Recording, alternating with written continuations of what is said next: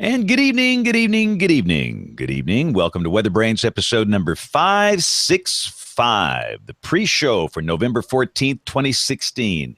A magical, magical time where we share very boring personal stories, humorous anecdotes, and occasionally say very outrageous things. Kevin, what outrageous thing do you have to share with it? Oh, wait. Look at Brian. Looks like Brian's in the Red Lobster in Walla Walla. Wow. He has a turtle mosaic behind him. And we can't hear a word you're saying.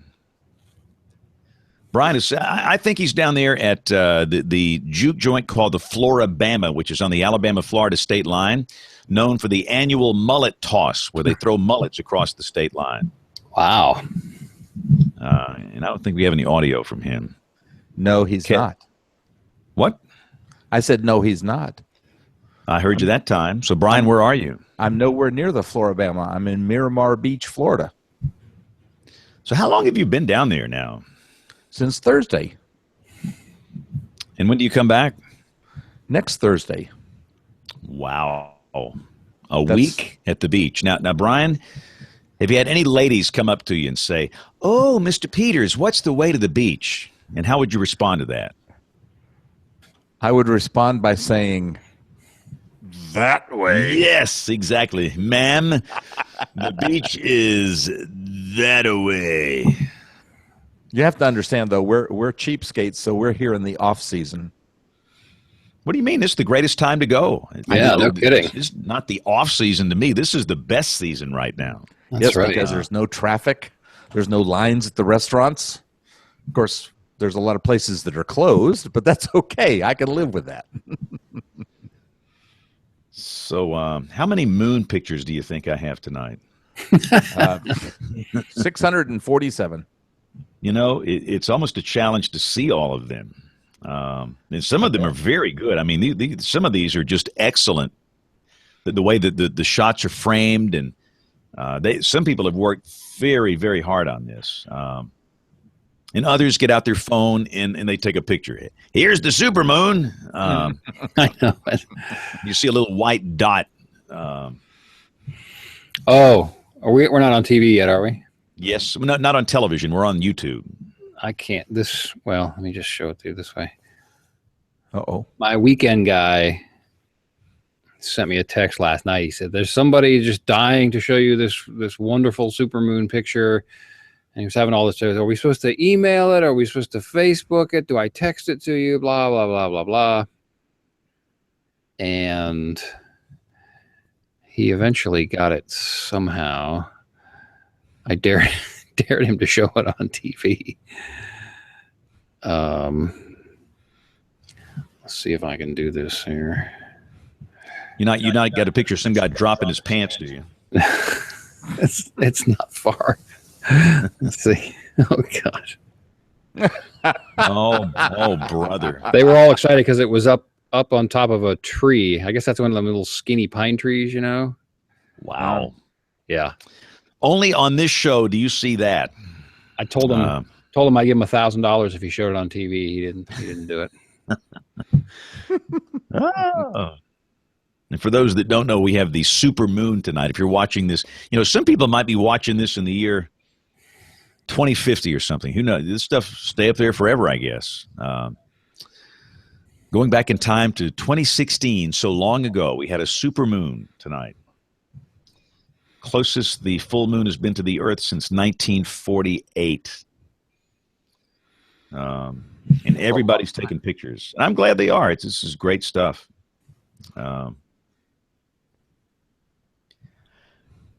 So, Brian? Yes, James? When you go down to the beach, I have this vision of you. Okay. You got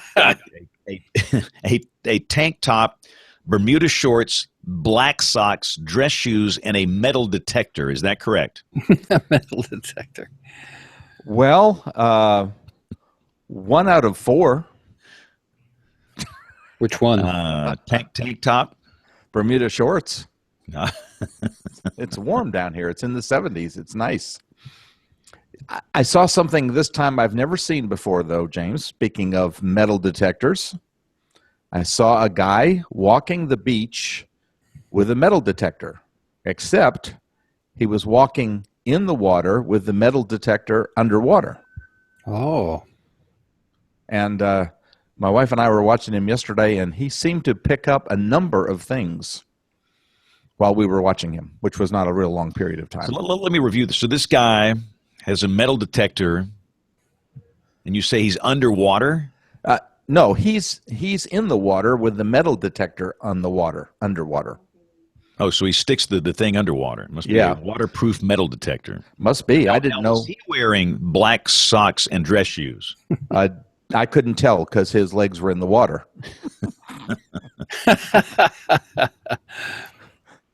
But he seemed to be picking things up. If you ever see me in that outfit, just shoot me and bury me upside down in the sand so the kids can have a place to park their bike. So, I have no show notes or anything here. I think Nate sent a guest. Man, look at all these moon pictures. Wow. Aubrey's out. Rick is out. Nate hasn't showed up yet. He didn't send a bio. Through 45 north, the Alabama-Mississippi state line. This is cool. I love getting audio emails. This is like awesome. Coming up from Fairhope and photographing this beautiful moonlit night tonight. This is from a professional photographer, and this guy's very good. And I've got a fun He's actually got a good voice, too. image that I want to share with you. A lot of people will photograph just the moon, but I'm loving the intensity of the moonlight and the. I can't wait to see his picture. Now, the incoming traffic is enough to make your head explode here. But between all the social media platforms and email with these moon pictures, it's unbelievable. It's almost like a severe weather kind of thing. I thought the airplane picture you got was pretty interesting, too. Yeah. I mean, and it's all I can do just to look at all of them. I mean, and I will look at every one of these, but it's pretty crazy stuff.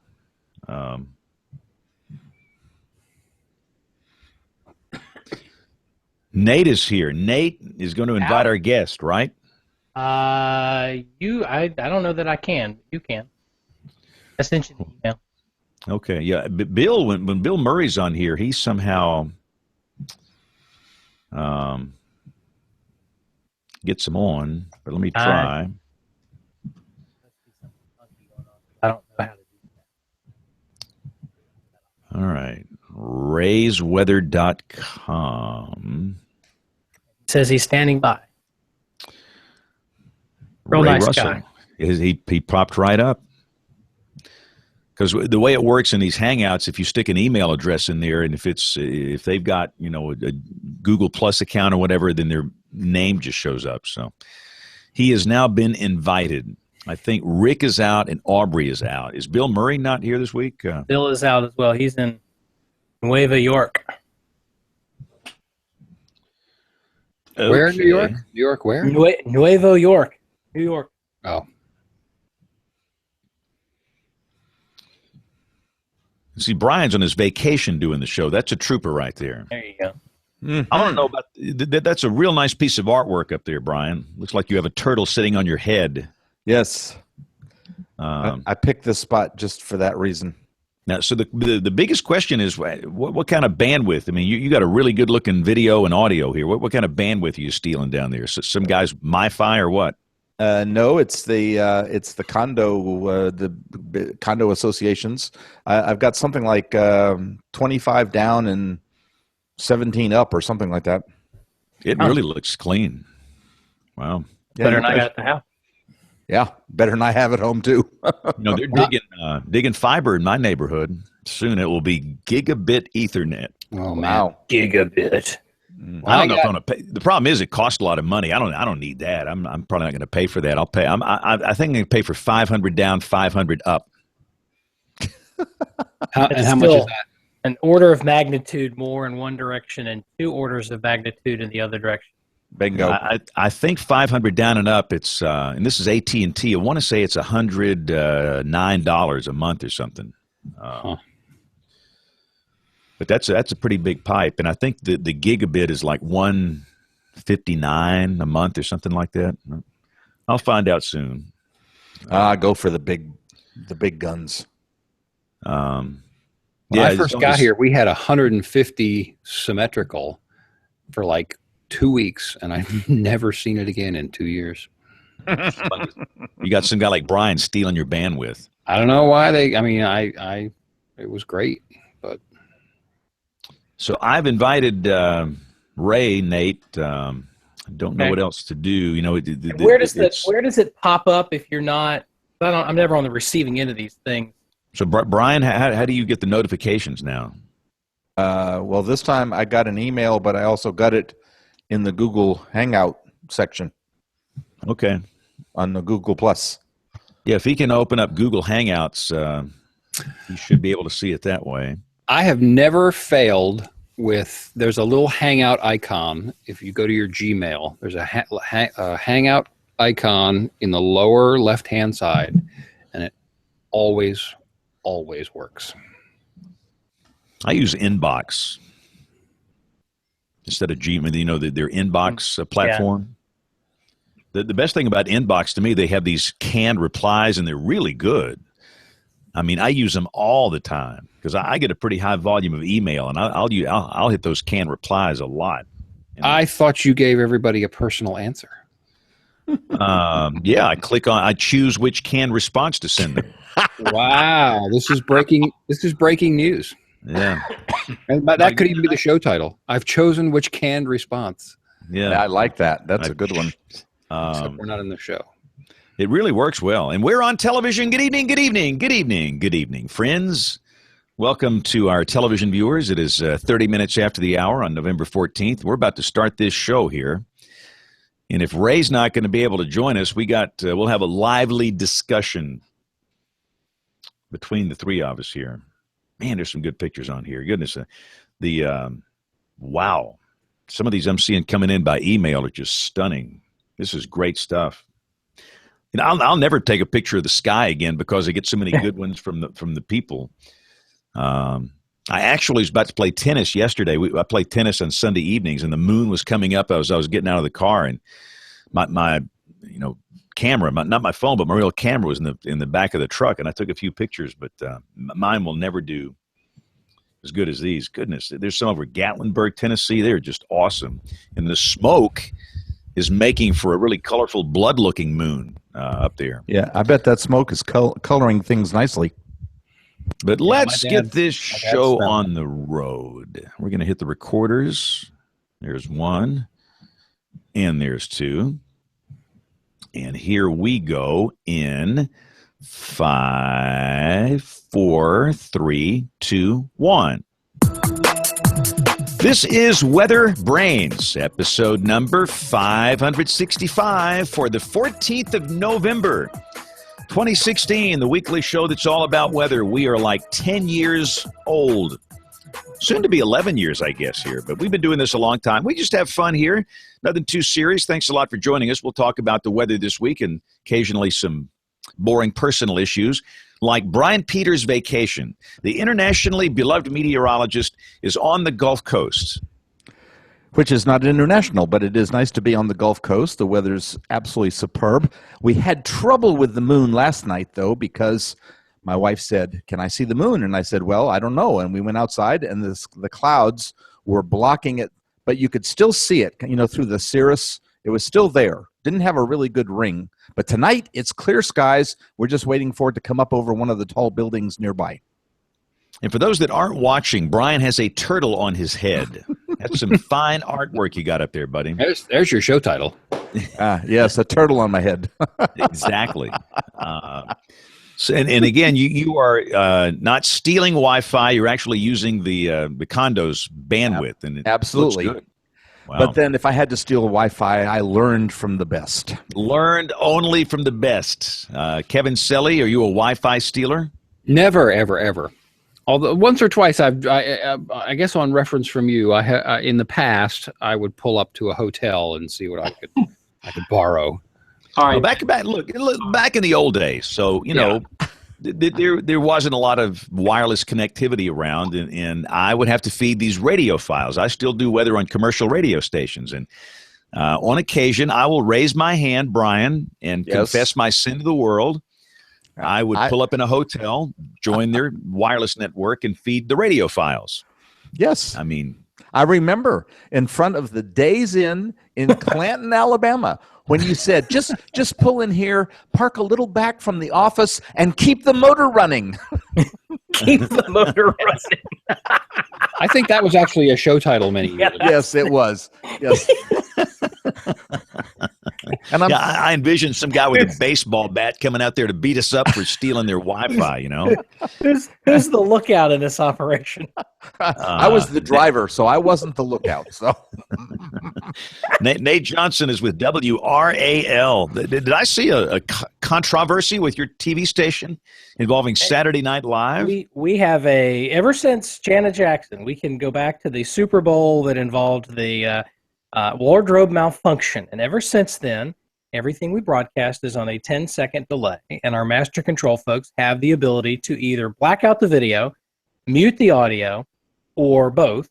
And because it's a 10-second delay, they push the button whenever they hear something, and then it bleeps out or mutes out 10 seconds of something. Well, apparently Dave Chappelle, I had to work the morning shift on Sunday, so I was not awake watching this, but apparently Dave Chappelle used some of the words. You know, George Carlin had his 7 words you're not allowed to say on TV. Well, we have 10.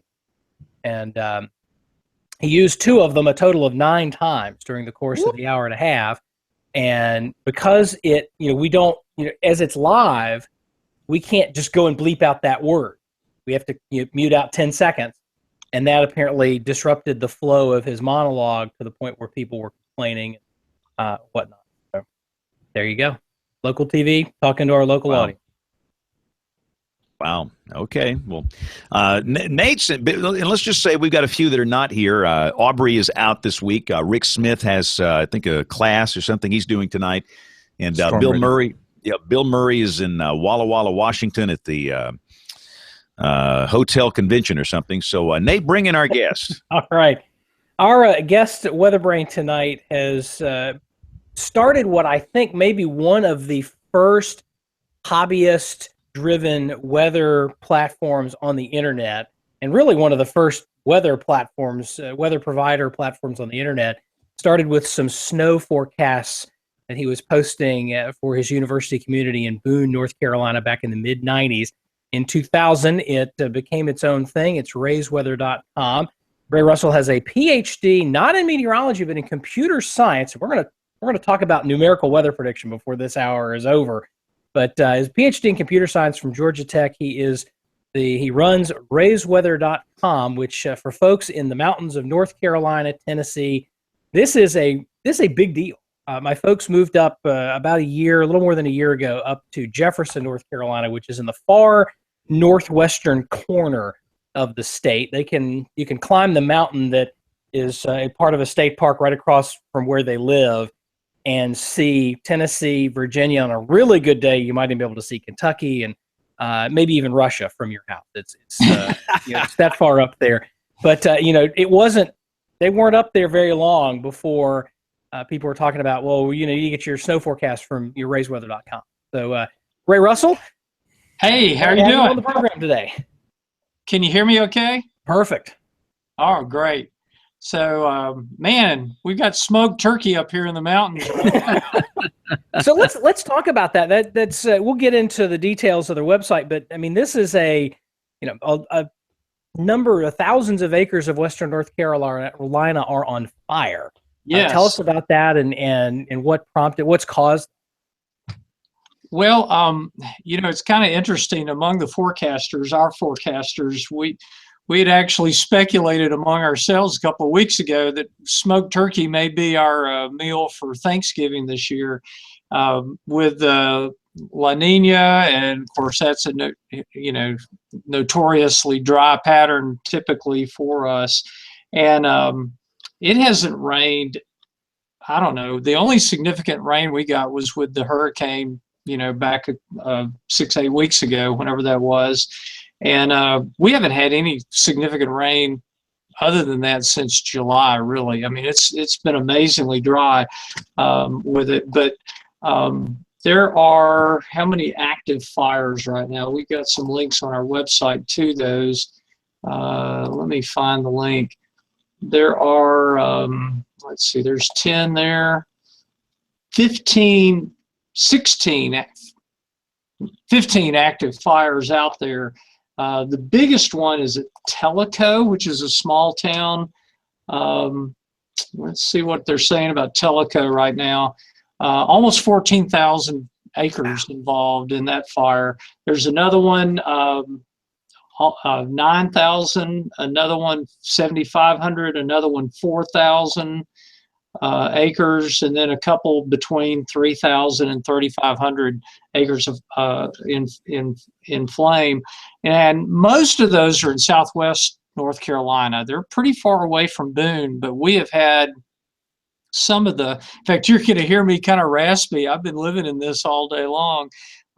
We've had some really smoky days, a couple, the worst I've seen since I've been in Boone, North Carolina, and that's 25 years. So it's a serious problem in lots of places. The Nantahala Outreach Center was, I mean, they had flames on their doorstep basically a couple of days ago, and fortunately they were able to save the center and be okay.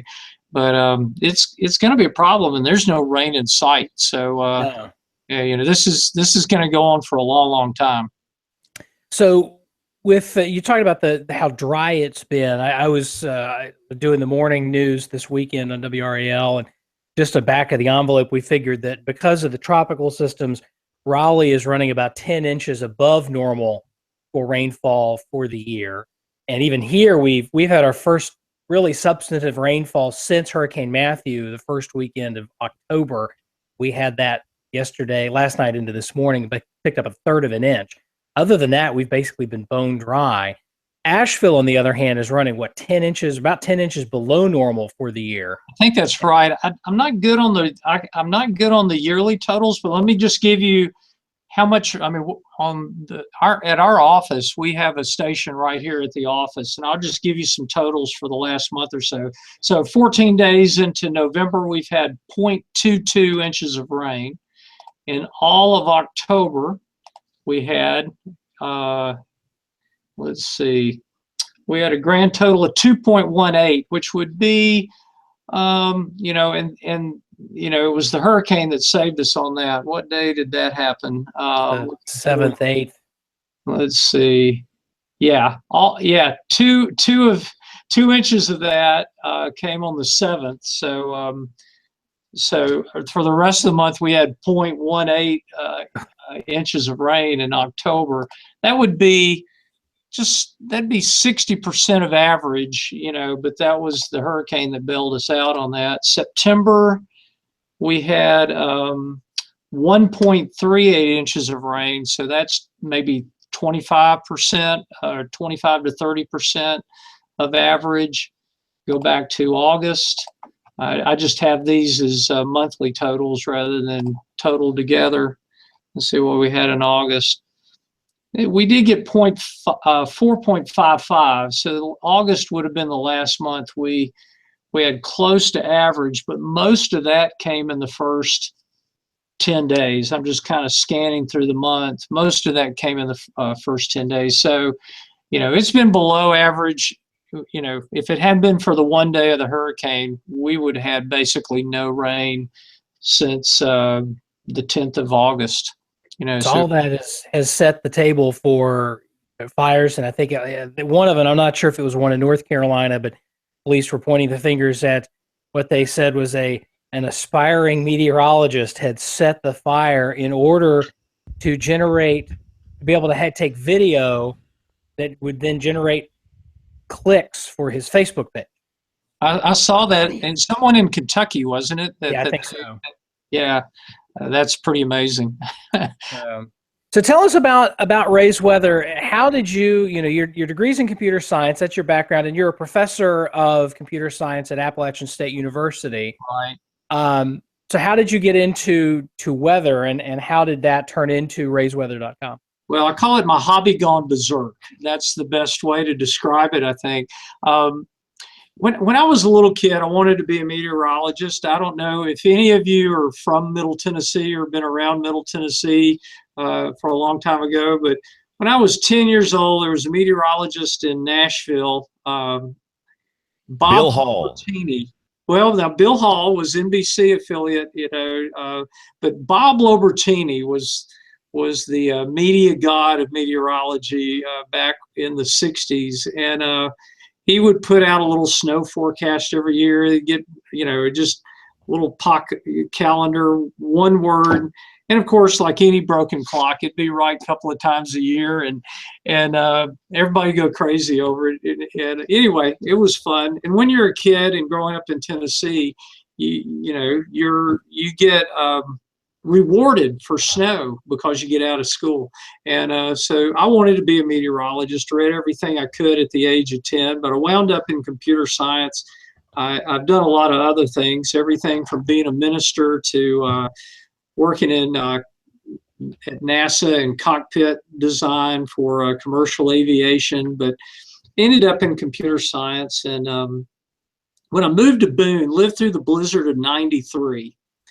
And that was the most amazing weather event I've ever seen. Somewhere nobody really knows. Somebody asked me the other day how much it snowed. Nobody really knows. I mean, I know the first day and a half was 18 inches because it fell straight down, but then 70-mile-an-hour winds. Whoop! I got my granddaughter trying to. That's terrible to have to turn down my granddaughter on a Skype call, but the wind started blowing 60 miles an hour, and there were places in my yard from no snow to 8-foot drifts. It was the most amazing thing. Weather data started showing up on the internet. Model data started, and I thought, I'm a bright enough guy. I can figure out what some of this means. So I bought meteorology textbooks and started reading, and just self-taught myself enough, and then started posting a little snow forecast on my university website back in the mid-90s. Nobody had websites but computer scientists, so there's that connection. And so one thing led to another, and then literally I couldn't make this up if I tried. And Christmas of '98, my wife gave me a weather station as a Christmas present, and I set it up in the backyard. It was a good thing she gave it to me. Had wires going all over the house, and she wouldn't have let me done it if I had bought it myself. And one thing led to another, and within a year, I had it reporting live data on my university website. Local media picked up on it. A news story was written about it that got picked up on the AP Wire and appeared in almost every paper in the Southeast. I think I kept seeing it show up, and I was one day complete with photo on the front page of the state section of the Raleigh News and Observer. There, that's not the Raleigh paper. You got it. News and Observer, okay, and it just took off from there, and traffic went, and so. In 2000, I started a little .com. Nobody knew what a .com was, and it was just all new and clunky, and just went from there. And then I met meteorologists along the way. We now have 6 meteorologists. Everybody else is a professional meteorologist. I'm the only one really self-trained. And our chief meteorologist lives in Asheville. On the internet, goes by the name Eric Anderson. That's not his real name, but he is a real person and a great meteorologist. Some of you all may know Brian McAvoy. Brian was a meteorologist at Greer for many, many years. He works for us now part-time.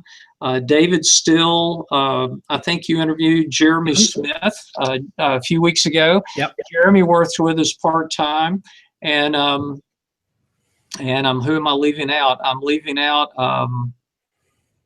one of our meteorologists. I'll think of his name in just a second. Anyway, but at any rate, we've got 6 of us total, share the duties, and we now cover from that one station as a Christmas present. We have I can't ever keep count, somewhere around 80 weather stations spanning the region from Waynesboro, Virginia to Waynesville, North Carolina. We cover and Hendersonville. So we cover a huge region now across the Southern Appalachians. We were funded by the Blue Ridge Parkway Foundation to start a weather site for the Blue Ridge Parkway. That's called brpweather.com. And it does custom forecasting and live conditions for the Blue Ridge Parkway region. And so at any rate, we just kind of keep going. We have offices in Boone. Like I said, our chief meteorologist really lives in Asheville, and we're kind of scattered here and yon. David and I are the only ones that live in Boone, and all the other meteorologists are here and there. So that's kind of a quick synopsis of who we are and what we did. So how does your business model work in terms of, so you've got 6 folks, and David mentioned that you guys do a lot of, the meeting and collaboration on Google Hangout, but Right. How many people are doing a forecast? How often do you update the numbers?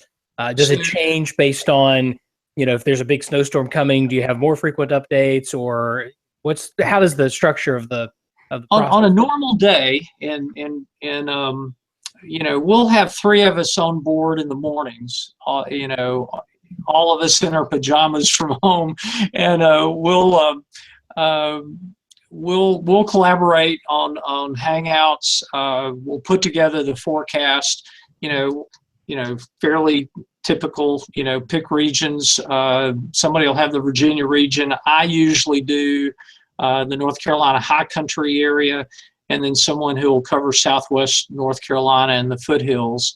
And we'll put our heads together. Each of us, one of the things that I've always done is I won't look at anybody else's stuff until I've already got my own ideas kind of cranked out and formulated. And then we'll compare notes. 99 times out of 100, we already agree on what we're going to do, what's going on. But then we'll collaborate, put our writing together, and put it out, by 7 o'clock. And then we'll come back around and do a shorter noon update. Usually one person can do the noon update. Only when there's really active weather would we get more on board. And then there's an evening update, usually around 4:30 to 6 o'clock, something like that, on the site. And of course, when there's active weather, we've got more. We'll bring in a 4th person in the morning, put a couple of people on the other updates, something like that. And so we just kind of, between the 6 of us, we cover it like that. With the updates that you do you have any, like when there's severe weather, do you have anybody updating real time, like via Facebook or Twitter? That, we aren't so good at that. David is here in the office, so David works full time here, and I have, my real job is still out there. I'm still a faculty member at App State, so I've got classes to teach, and things going on. When there's active weather, though, I'm kind of keeping up with what's going on, and our other meteorologists are too. But as far as Twittering and live updates and things like that, we just pretty much have to let the webcams. We have 50 webcams across the region. We just have to let the webcams and the live weather data and the radar and all of that kind of take charge, and let our forecast do the rest of the work from there. But we will update more often in an active weather pattern. So in the last few years, we've seen a lot of hobbyist weather forecasters, in specific folks that either, a lot of them are kids in high school or college that are learning how to forecast, or there may be some of them that are just straight up trolls trying to generate eyeballs because of whatever. What's your thought on that? I mean, as somebody has been in this space for 15, 20 years now, do you see that as a threat? How do you, I mean, I know that here in at least in the Piedmont of North Carolina, we've got a couple of folks that generate some forecasts that, quite frankly, we look at and go, that's never going to materialize. That's nice model output, but that's not going to turn into anything. Do you have that? Is that much of a problem where you are? And if so, how do you deal with it? Well, that's an interesting thought, and I used to worry about that a lot, and I've gotten to where I don't worry about it at all anymore. We got started before anybody was thinking about it, and we got established. I mean, we are by a large measure the most widely read media outlet that originates in any form in Northwest North Carolina. Our readership is somewhere around 300 to 350,000 people a month, and we'll generate 6 to 6.5 million web pages per month. And during the winter season, it'll be more like 8 to 9 million pages delivered. So with that kind of volume, I don't really worry about what else is going on around me that much. Not that I'm not worried about competition, but I have seen 50 people probably say, "Oh, that Ray guy, he's not even a meteorologist, so I could probably do that." And they'll start up a website, and then pretty soon, I mean, there's no funding model behind it. It's them. Eventually, somebody's got to put bread on the table, and there's no money to do it, and they kind of go by the wayside. And I've seen that come and go dozens of times, if not, at least scores of times around me for the last, we've been in business now for 16 years. So, and we do have by driving that much traffic, we're able to generate advertising revenue that keeps us afloat and provides, the revenue stream that makes this happen. And then, to be honest, I have more concerns about the professional. I mean, we are professionals at what we do. We are past the hobbyist stage, and we have been for a long time. But I stay more concerned about what some of the professionals do in order to generate traffic. I mean, that competition when a snowstorm comes on who's going to post the highest snow total, for a forecast total. That drives me crazy. And the people putting out raw model data, cherry picking a 6 to 8 days in advance of an event showing it's going to snow 30 inches on Boone, North Carolina, just so that their Facebook page will get more traffic.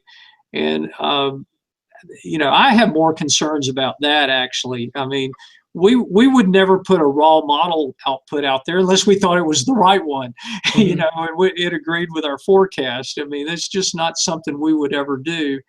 And, so that's actually the bigger concern is people who are supposedly professionals in the industry, just generating stuff that's media hype that I don't think is really professional behavior.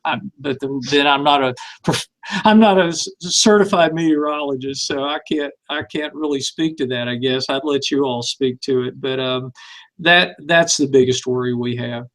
So you talked about posting model graphics, and you only posting the one if you thought it was the right one. Tell me about Ray's law of forecast falsification. You must have somebody at the Raleigh talk I gave the other day must have given you.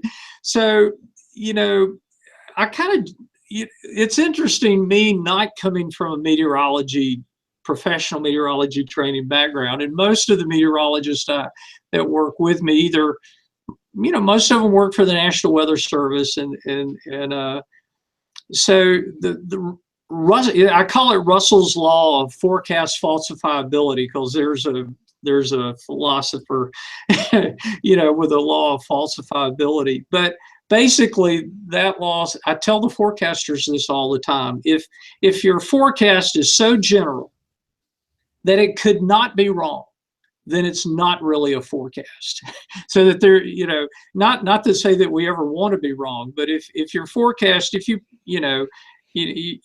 waved your hand so generally that whatever happened, could have fit what you said, then that's not really a forecast. So we'll put ourselves out there on the line with some pretty specific stuff. Now, we won't generate, for instance, snow is our bread and butter business here in the mountains and in the ski country up here.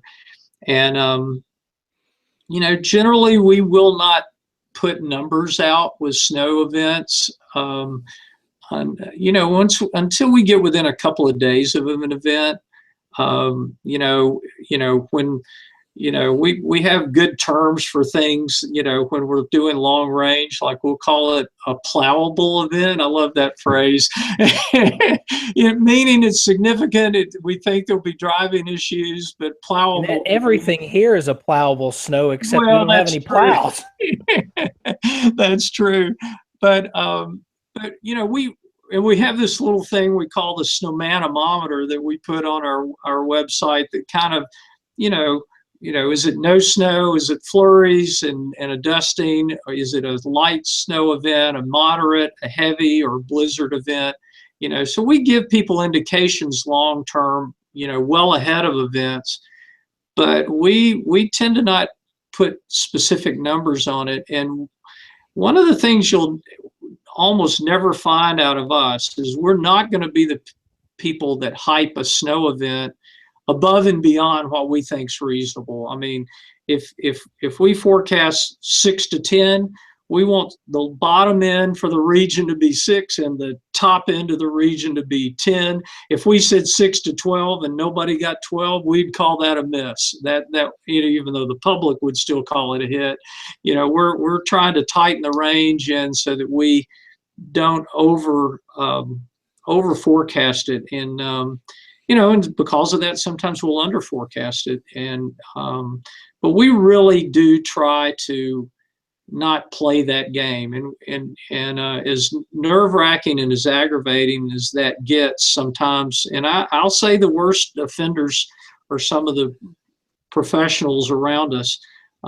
We just won't play that game. We're gonna do our thing. We've been at it long enough, and we have a reputation here that affords us that ability to do that. But we're pretty sticklers about not overhyping events. You'll never get hype out of raised weather, ever.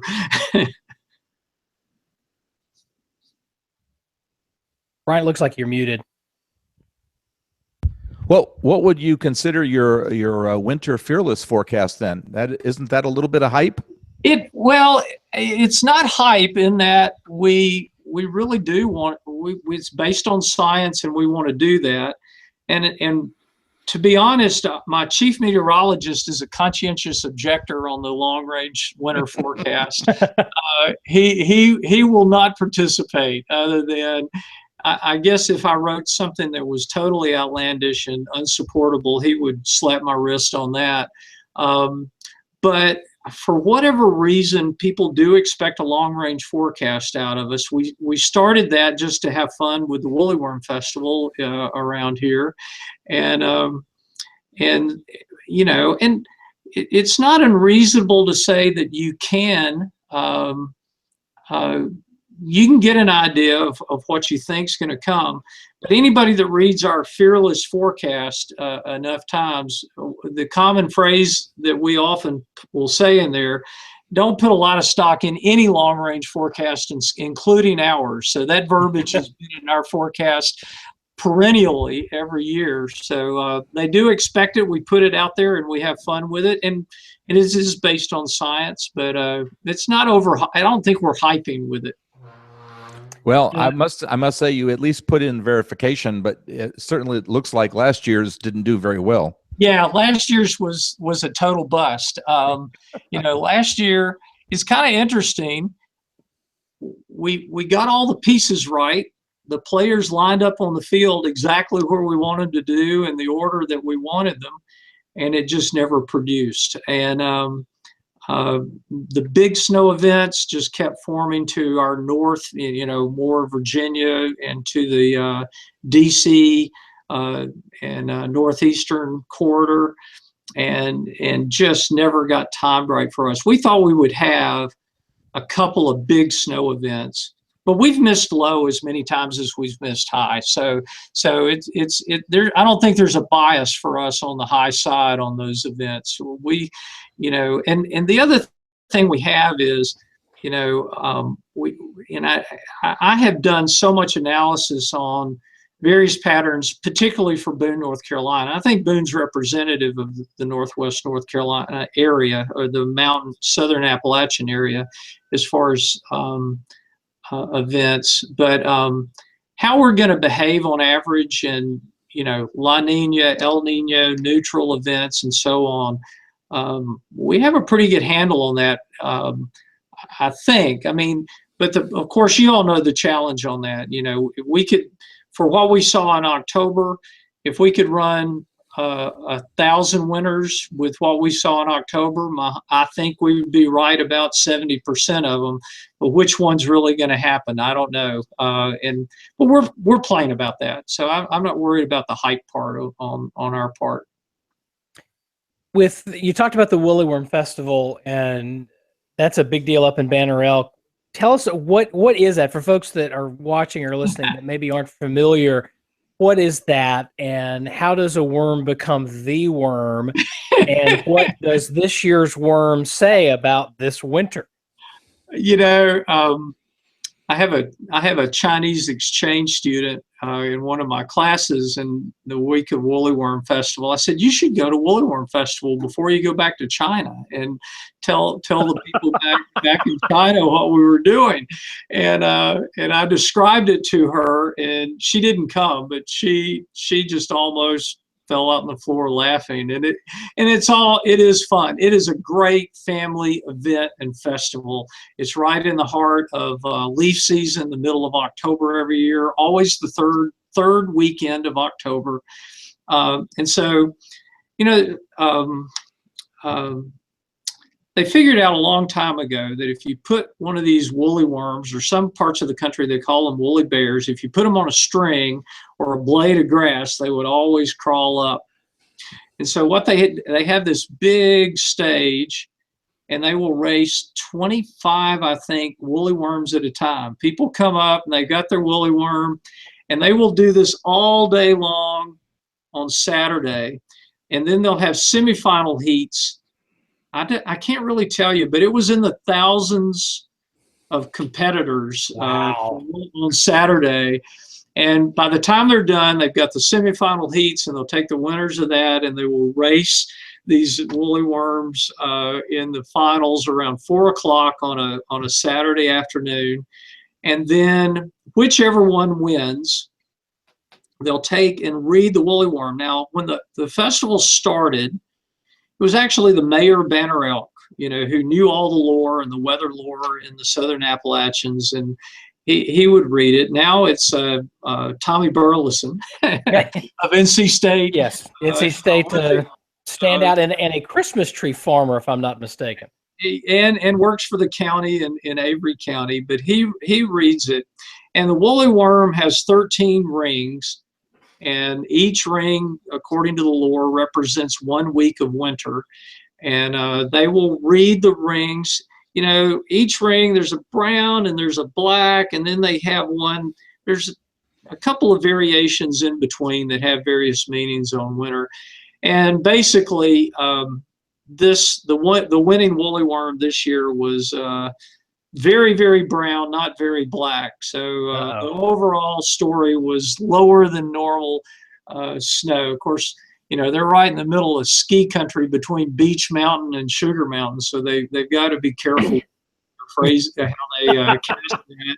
Everybody will be afraid, of that. But it's really just a lot of fun, and it's a great family event. And there are people that come. I mean, basically, they've maxed out the number of people that they can handle for the space that's there. I mean, they don't need to advertise much more because they can't get anybody in that spot anyway. It's so cram packed in the little town of Banner Elk, but it's a great fun event. And we'll stand up and announce the woolly worm races, and kids will bring them up there. They'll name their woolly worms and race them through the day. And then I think the winner gets, I don't know, $1,300 at the end of the day. I mean, there's a big cash prize for the winner at the end. So, And what's the typical lifespan of woolly worm?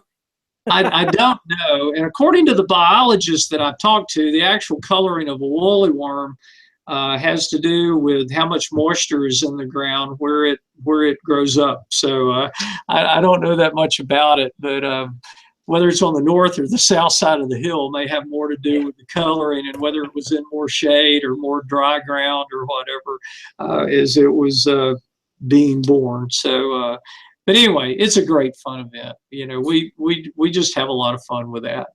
So what's a setup for the mountains of North Carolina to get a good, healthy, plowable, as you say, snow?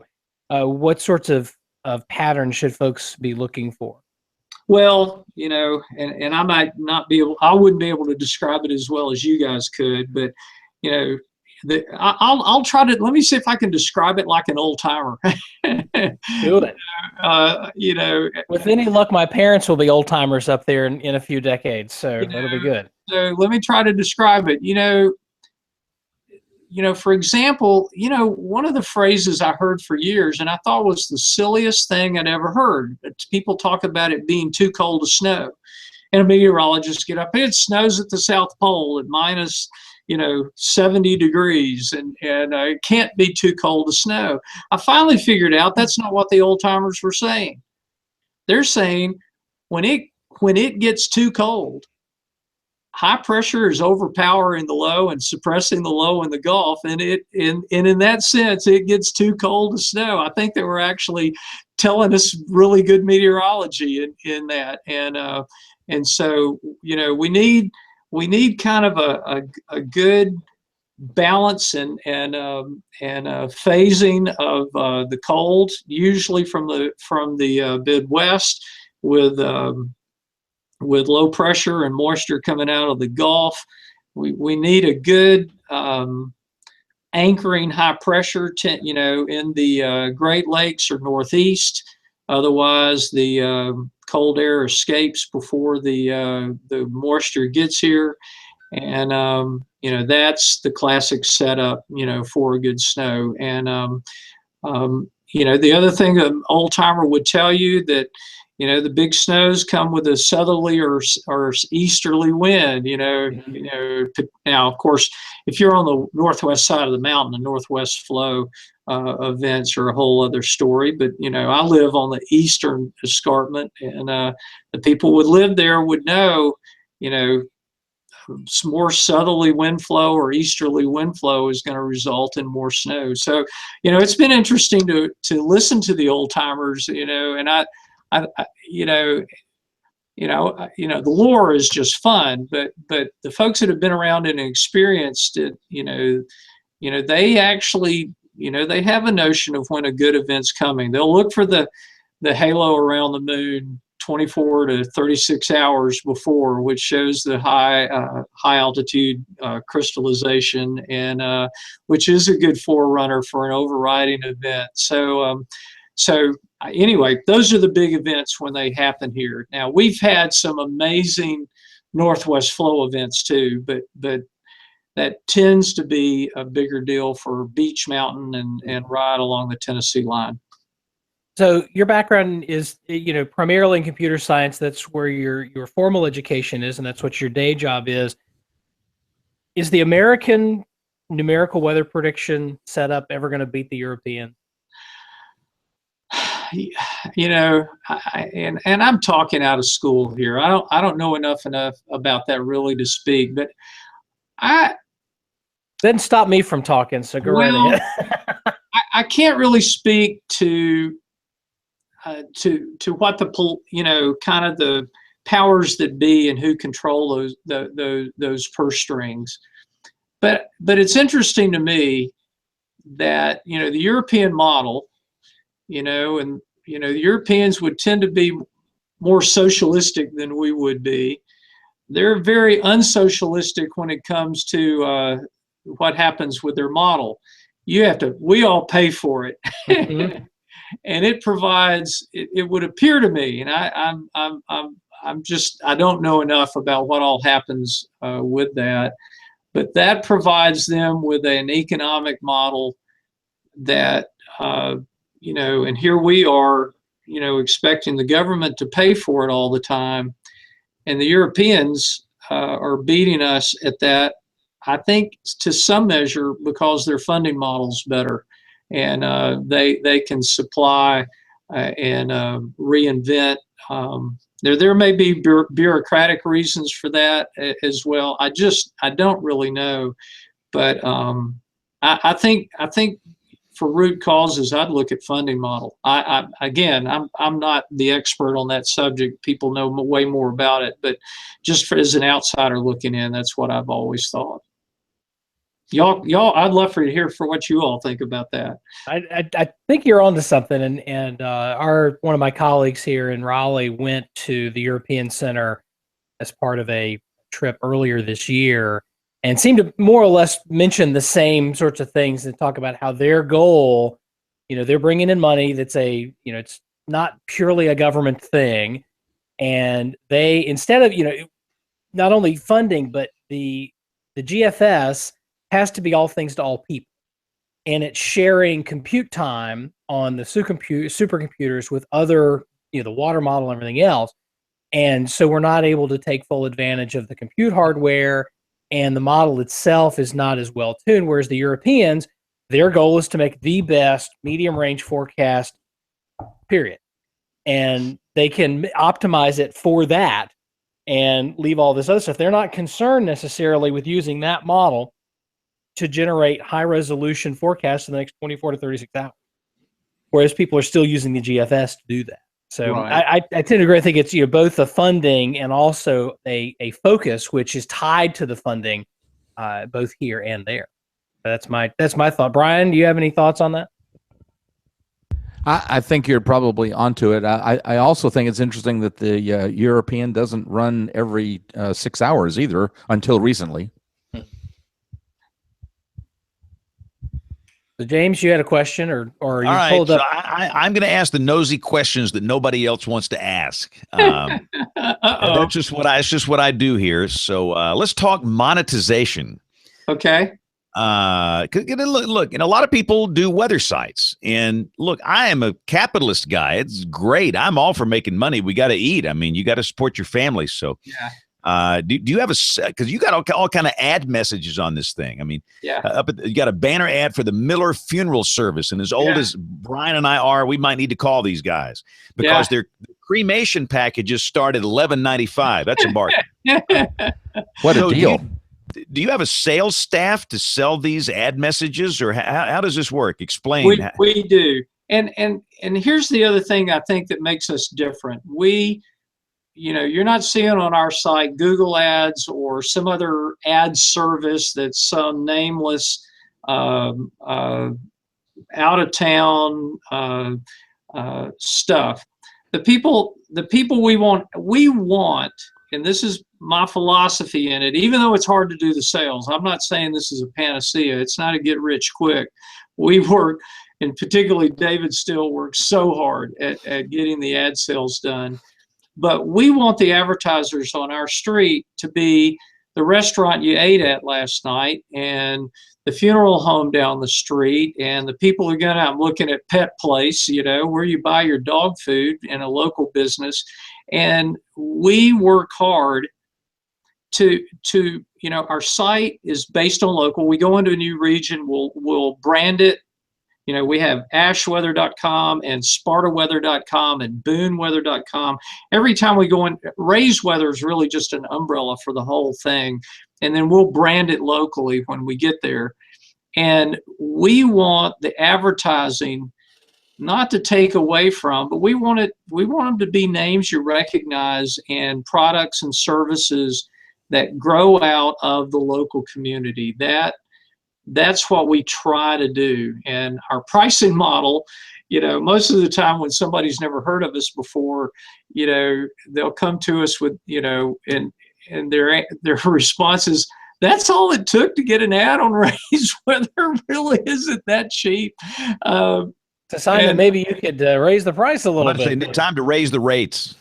Well, I mean, and at the same time, I mean, maybe that's true, but we do take pride in that. Even small businesses, upstart businesses, can be on our site and advertising with us, and we don't have the overhead. I mean, we don't have to do all the stuff that a TV station would have to do. We don't have to print newspaper or anything like that. Now, I mean, the new edition of Ray's Weather, which has been in the works for 5 years and is still not finished. I mean, our old clunky platform that we've got out there, and I'm $200,000 invested right now in the new version of Ray's Weather that you don't even see yet.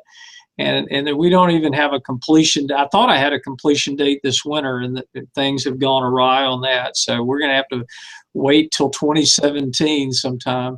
But we really want the advertising, while it's all over it, no doubt about it. People don't complain so much when it's their neighbor that's advertising on the site. And we're not putting the gold coins that were authorized by Ronald Reagan in 2000 or whatever, these ads that are meaningless and don't connect with people. We want it to be the building people, the people in the region that you would connect to. So that's another philosophy that we've had all along. I can tell you though, if somebody trying to start that from scratch, that is a tough row to hoe. How we got the first ad, I'll never know. I was partnered up with somebody who said, well, I'll do some ad sales. And they were with the local radio station, and 3 advertisers materialized on the site. We got 3 people that would advertise on the site. That was enough to pay for the bandwidth cost, and I probably could eat lunch off of it after what I got out of it, that month. And I'm not getting rich now. I mean, I'm probably if we have 10 to 12 employees, I'm owner of the company, and I'm probably about the 7th or 8th highest paid employee here on a monthly basis. I don't ever divide the amount of money by the amount of number of hours worked. I'd quit tomorrow if I ever did that.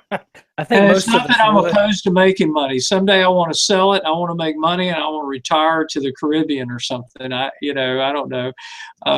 But yeah, that's a big chunk of it. We do sell a few products as well. We have a wonderful calendar we produce every year. We do a photo contest on the website. We receive 650 entries. 80% of those could have gone in anybody's calendar. They are wonderful submissions, and we get that down to 12, actually 15 winners, because we do make a 14-month calendar out of it. We sell that, and we'll sell all the calendars we print here between now and Christmas, pretty much. That generates some revenue. We have mugs and T-shirts, just a small collection of that stuff, but that all helps. And then the other, we do provide a few services. We do have a few contracts with a few local businesses to provide meteorological support and consulting for the business.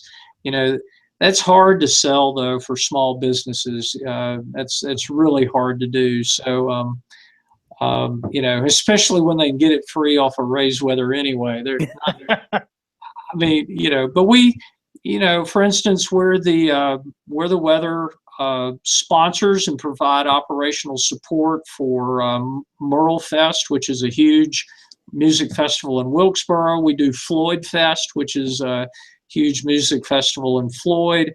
And so we do have a few clients for we are providing on-site, live, operational, we'll give them long range, the typical kinds of things that you all would expect from a weather company. So we do a little bit of that, but that's a small piece of the revenue. Most of it is advertising generated. Have you ever thought about going to a subscription model with no ads? I have thought about that. The the problem is that is almost absolutely contrary to where the rest of the internet is going. I mean, people expect stuff for free, whether it's Facebook or Google Hangouts or you know, whatever else it is. They expect stuff for free anymore, and you know, we don't invade anybody's privacy. Most people make money in that venture by collecting user profile data and selling it. That's where the big money is. We do none of that. We don't sell a drop of user data to anybody. But you know, you know, for instance, you know, if you talk about mobile apps, anybody will tell you the best, the most money is made free apps, and you sell ads or sell services or whatever you do on top of that. So it's hard if you're going to do something general public. It'd be really difficult to generate that. I've thought about it though. I mean, we could, you know, I would say 30% of the cost of this company is in creating and selling and delivering ads. So we could eliminate 30% of our cost right off the top if we did not sell ads. But could we generate that 70% off of subscription? I don't know. It'd be a tough way to go. And the other thing is, it'd be like the new Coke formula. You know, it'd be I mean, once you tried it, it would be almost impossible to go back. You would have alienated your customer base, and you know, people get it for free. I don't think they're ever going to really pay for it. Having said that, I think a lot of the calendar sales are basically people saying thank you. Thank you for providing this. Thank you for doing this. I don't have to pay a dime for it. I click on my, you know, every morning to get your forecast. And so I do think some of the merchandise sales we get are really, I mean, I think they want it. I don't think they're just doing it to give us a donation, but we've certainly generated goodwill, and they buy stuff from us because of that. One more question. We got to take a break. Where we are, I think about 82% of all of our traffic's phones. And I notice your site doesn't change when you access this on a phone. Do you have a plan to have a mobile version or an app for those people coming in? Now, we do have a web app. We do have an app. We do charge for that. There's a subscription. I knew it. This guy, it's a profit machine here. Yeah, $2 whole we do on that.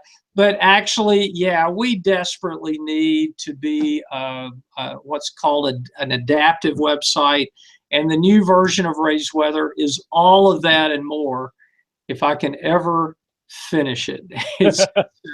It is a major ordeal. If you go to brpweather.com, it is an adaptive site, and yeah, it will change for your phone if you go to BRP Weather and give you a different look and feel just off of the same site, just on a mobile device. Okay, cool. Well, let's take a quick break. We're going to do Professor Peters. We've got Tony Rice and the Astronomy Report. We'll come back and do the Weather Roundup. We got Picks of the Week and much more as WeatherBrains rolls along. And here we go. With Professor Peters.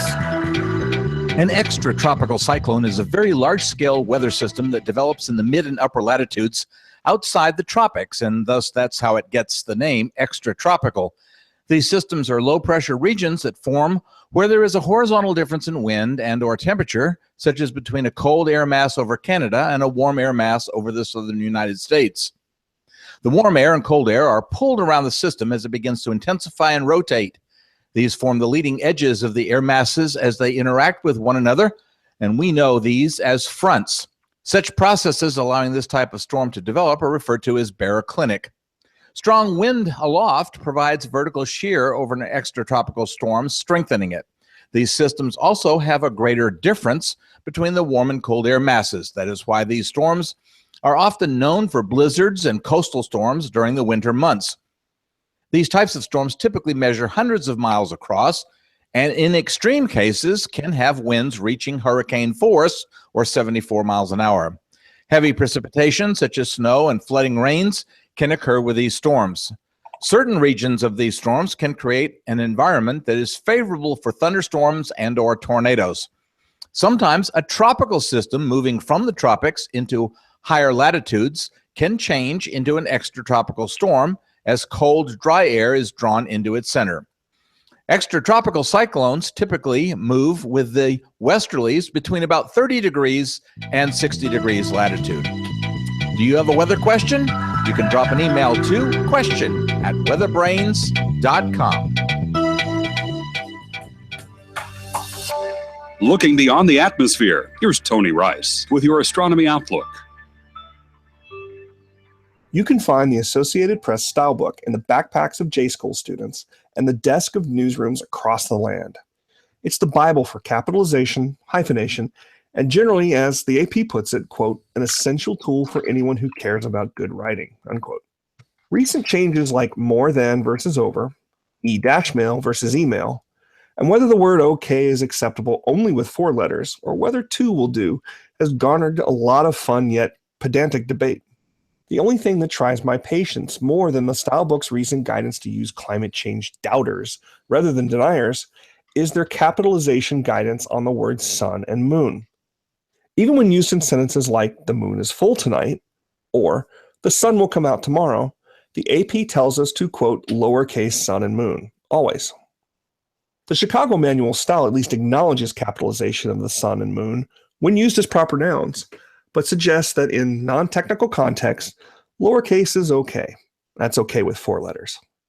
I contend that both are wrong and have been for a long time. For guidance on this question, I look to a pair of sources I trust a bit more. The International Astronomical Union, or IAU, knows a thing or two about the subject. The IAU is solely responsible for naming surface features of a planet or satellite and the body itself. Also look to organizations like NASA and the European Space Agency. The NASA History Office maintains a style guide, which instructs writers to, quote, capitalize moon when referring to the Earth's moon, otherwise lowercase moon. For example, the moon, capital M, orbits Earth, while Jupiter's moons, lowercase m, are visible with a good pair of binoculars. If you look on the ISA and ESA websites, as well as NASA, you'll consistently see capital M moon when referring to Earth's moon, and lowercase m moon otherwise. So what's all this about? We're coming up on a string of supermoons to close out 2016. Should you capitalize supermoon? We are talking about Earth's moon after all. I argue no. It's not a proper noun, it's an event, and not a very rare event either. So stick with the lowercase only.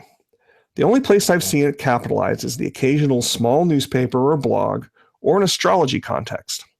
The inventor of the word itself, astrologer Richard Knoll, camel-cased the word. Every major news agency pretty consistently goes with one word lowercase supermoon. But in the end, it's the AP style guide, not style mandate. So, station scientists and others that appreciate that being technically correct is the best kind of correct, keep on capitalizing moon and sun, but not supermoon. That's your Astronomy Outlook. Follow me at RTP Hokie for more rants like this. When the weather ball is red, warmer weather is ahead. When the weather ball is white, colder weather is in sight. When the weather ball is green, no change in the weather is foreseen. When colors blink by night or day, precipitation's on the way. So, Brian, I figured out who Ray looks like. Uh-oh. Yes, let's see if you came up with the same guy. Yes, Our former boss. We had a news director here by the name of Gary Kelly for many, many, many, many years, and he is now in Roanoke. And Ray, Really? I've never seen you and Gary in the same room together. I don't know. It might be the same guy. So, but time now for the weather roundup. We go around the horn and everybody shares something related. No, that's picks the week. This is weather roundup. We talk about weather where we are. You know, it's Monday. I'm falling apart already. You're confused. I am thoroughly confused here. No, this is weather roundup. What's happening on November 14th, 2016? And we've talked about the fires. It's all these guys in North Carolina, Brian, producing problems where we are down here. Absolutely. And Smoke. you know, James, we've been seeing the smoke kind of on the horizon, even down here on the Gulf Coast. It's been kind of a little brownish on the horizon. So, guys, put the fires out, please. Well, send us some rain. You know a good rain dance? So go through the drought situation, Nate. How bad is it there? Well, in eastern North Carolina, basically east of Charlotte and Greensboro, we're not even dry, technically speaking, although it's been dry the last month to 6 weeks. But you get into the mountains, as Ray was talking about earlier on, and you're looking at exceptional drought in the far southwestern corner of the state, 3 or 4 counties in that, and even up in northwestern North Carolina, it's abnormally dry, and probably within a week or two, it'll go to moderate drought. And that's probably 25, 30 counties. And I think the governor has somewhere in the ballpark of a third of the state in a state of emergency due to the drought, the wildfires, and everything else. Some of these fires have actually prompted evacuation. That's we're not just burning up wilderness, but they're folks' homes in threat and everything here. So we'd be happy to get rid of it. Unfortunately, you guys in northern Alabama, northern Georgia, and northeast Alabama, there's a nice big swath of exceptional drought that's not going anywhere anytime soon. Yeah, the bottom line is down here where we are in my market, we have not had rain, at least measurable rain, in 57 days. The last time we had rain was back on September I believe 18th, and we only had like a third of an inch of rain back then. So this has been a brutal long-term drought, and we have a new record here for the number of consecutive days without rain. The old record was set back in 1924. We beat that last Thursday. So we are now in record turf, and we're all excited because we might get a 1/10 of an inch Friday night. Yeah, we got a third of an inch here, and we were giddy about that. So, Kevin, what's happening in Wichita Falls, Texas? Well, it's just plenty warm. We had a nice cool down at the end of last week, but the average high this time of year is 66. We did 76 today, but I've got 82 on the board for Wednesday and Thursday ahead of the next cold front coming through. I think the model. I've been suspicious of this front for a week. I think we. And I think maybe you guys get a little more from this. I just think for some reason stuff's being underdone. Oh, and by the way, seeing Ray's face, I got a better doppelganger. Ray, you must have heard this over your life. Ray Bolger, the guy that played the Scarecrow in the what is it? Wizard of Oz. Wizard of Oz. Thank you. I kept wanting to say Disney World. That wasn't it. So anyway, that's it here. Just hot. Yeah, we got a cold front coming in too, and it sure looks like it's going to turn pretty cold here where we are early next week. In fact, the one of the model runs had 23 where we are Monday morning, and that's pretty cold. And I noticed the old AO, is starting to trend strongly negative in coming days and weeks, and it just seems like maybe the pattern is opening up for some mischief, but we'll see. But clearly one of the biggest stories in the country has to be the drought down here in the southeastern states. Aubrey is not here. We promise we will do a double email segment next week, but since I am the lead story in the newscast, we're going to get this show out on time. We're going to do picks of the week. This is where we all go around the horn and share something related to weather. This can be a website, hardware, software, weather instruments, anything remotely related to weather. So, Kevin, what's your pick of the week? Well, I got to go with our T-shirts. Go to my Twitter feed. You can find the link to the second gen T-shirt, and Brian will have it on the website there. And just get if it's locked out, and I've had just all kind of trouble with this thing. But if you can't order, there's an I want one button, or I still want one. And once we hit a certain threshold, you can get back in there. And we have ladies styles this time. We have more color options this time. Yes. And the little higher quality material. Not that the original ones were bad, but these are just a couple of dollars more expensive. But what we're going to do with the money from the first one, I've been in contact with folks at the NWA. In fact, I saw Janice Bunting at the National Weather Festival. Was it last weekend before last? And they're all excited to get the money that we made from both runs of the T-shirts, and we're going to do something cool. I think probably in JB's name as a scholarship to some deserving student. That's awesome. So again, the second gen WeatherBrains gear is now available. The link's going to be up on our website, weatherbrains.com. My order is in. Be sure and get your order in because Christmas time is almost here. All right, Brian, what's your pick of the week? Well, I ran across a little news item about one of our storm chasing buddies, Reed Timmer, going to work for AccuWeather. So I thought I'd put that up there. Okay, we got to get him back on the show and find out what's up with that. Yeah. So, Nate, what's your pick of the week? Pick of the week was a image. Scott Bachmeyer from the University of Wisconsin tweeted out an animated GIF, hard G with that GIF of the visible imagery from GOES 13, which is still up doing yeoman's work and taking some visible imagery and showing the different wildfires. And he had overlaid on top of that the visibility in a number of places across the Southeast where, smoke is not only it can make the sky dingy, it can also cause you health problems, and it also reduces visibility. And that's one way that we keep track. What I thought was the coolest thing about that was to watch the wind direction change. Yes. So look at Nate's pow there. Pow. Pow. Cool. And along those same lines, my pick of the week, a lot of people don't know this. The high-resolution rapid refresh HRRR, the HER model, actually has smoke fields now. Yes. It is considered experimental, but it's there for the world to see. So if you want to see the... I know a lot of meteorologists who consider all of the HER experimental at this point. But they have the three fields they have fire radiative power, near surface smoke, and vertically integrated smoke, kind of like VIL, but it's smoke. But again, you can play around with that and see. And it's been a helpful way, because what happens, those MODIS satellite images are cool, but when you've got clouds overhead, you can't see the smoke underneath the clouds, and that kind of gives you an idea what's going on there. So it's pretty cool. All right, so Ray, does the smoke VIL, do you get things like hen egg size smoke? Exactly. Yes.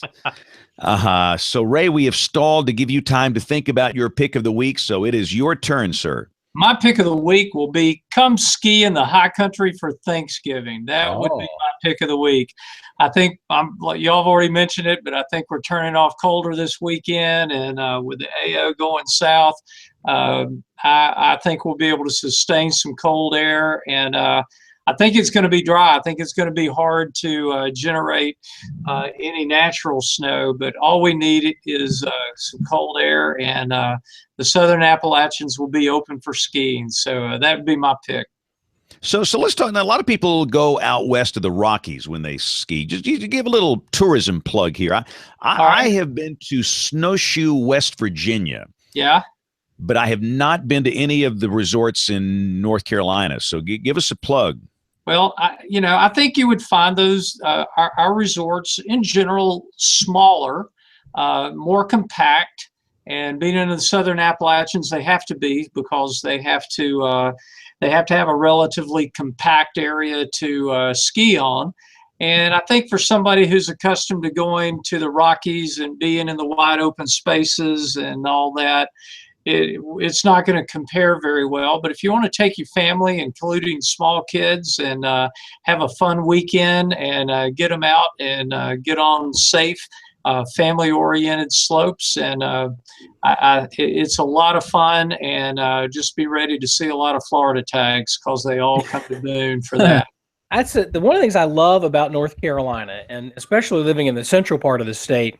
Here in the western part of the Raleigh area, I can be skiing in 3 hours, or I can have my toes in the ocean in 2. And it's fantastic. And actually, it's one of the things that I think it's actually on one of the NC State has a list of things that the student government or whatever put out this list of things you're supposed to do. And if it's not on there, it should be, but I think it is. And it's to see the sunrise over the Atlantic and then drive across the state and watch it set over the mountain. Hey, cool. The same day. I used to love that when I was in Richmond too, and I've said this 1,000 times since I lived there, but Richmond was great because you drive 2 hours in any direction and you're someplace completely different. You go to DC, you go to the mountains, you go to the beach, and then you come to North Texas and you drive 4 hours in any direction and you're still here. Yes, it hasn't changed one bit. Right. Guys, I got to put a plug in real quick for something I did last May. So I guess if all the things you got to do, if you can drive from the coast to the mountains, the other thing you got to do is do what I did May and June. I ran the entire length of the Blue Ridge Parkway, 469 miles in 23 and a half days. Whoa. Wow. 6,000 No, feet wait. climbing. So y'all come join me next time. I'm not going to Wait a minute. How long did it take you to run this? I did it basically just 20 miles a day. I went till I basically got to 20. And in 23 and a half days, I went 469 miles. Only the second person to ever do that. That is stunning. That's crazy. No pictures. We don't believe it. Anyway, go to relaywithray.com. I blogged it and told the story there of what I did, and tried to tell the story of the Blue Ridge Parkway and the building of the Parkway and what it's all about. And we tried to photograph it, video it, and really just, I wouldn't call it a documentary, but it was more than just a run. We had quite an enterprise behind me to do that. But so if you can go for the mountains, from the coast to the mountains, you can go the whole length of the Southern Appalachians that way. And what's the URL on your site again? relaywithray.com. Wow. Up until so tell me about the what were like the elevations here? I mean, you had to go up some pretty big hills, didn't you? The total climb, my running watch will keep total climb. If I add up all the climbing for every day, it was 56,000 feet of climbing. That's more than 2 Mount Everest. So, I was beaten up really bad. I'm an old man, so it was quite a challenge to do it. But I got up every day. I never took a day. I intended to take a day off, but I never took a day off, and just kept going at 20 miles a day. So I was excited to do that. And up until 2 minutes ago, Ray, I was feeling pretty good about myself because this Saturday I ran my first 5K. Well, that's okay. I'm feeling like maybe that wasn't so impressive now. Anybody that's outside is running laps around anybody on the couch. So it's all good. And I got one more question here. So A-State, your boys came down to my state this past weekend and played Troy University. And what happened to your team down there? We no defense on the last stand. I mean, anyway, we've had a good season, but boy, Troy was stout. I mean, that running back is something else. So anyway, great game down there, and wish we could have pulled that one out. We had a chance, but just could not keep them out of the end zone that last drive. And Troy is ranked number 25 in the country. So, App State has a thing for upsetting major football programs, occasionally in their stadium, a la Michigan. Came close on UT this year, too. Oh man. For the want of an extra point, we had Tennessee beat. All right. Well, guys, as you might expect, I am the lead story back over here. So we got to put a bow on this thing. WeatherBrains is typically on the air every Monday night, 9:30 Eastern, 8:30 Central Time. The people that watch typically gather together at live.bigbrainsmedia.com. But we know that most of you listen, and we are so thankful for that. If you want to get in touch with us, the email address is email@weatherbrains.com. We might not read all of them, but we see all of them. Aubrey does the email segment. We'll do a double segment next week. And we are on social media. Our social media accounts are on the website as well, plus all the show notes, our picks of the week, websites we've talked about. It's all there for the world to see. So hopefully we'll see you guys for next week, which is Thanksgiving week. Goodness gracious, where has this year gone? On behalf of the entire WeatherBrains crew, I'm James Spann. Thanks a lot for listening. Have a great weekend. God bless. Thanks, Ray. Ray, you're the best. That was awesome. Thank you. Well, thanks. I'm sorry I rambled a bit too much there, but anyway. No. We like it. You were good. Thanks a lot. Y'all are really kind. I enjoyed doing it. Hope you'll have me back sometime. All right, we'll do it. Y'all have a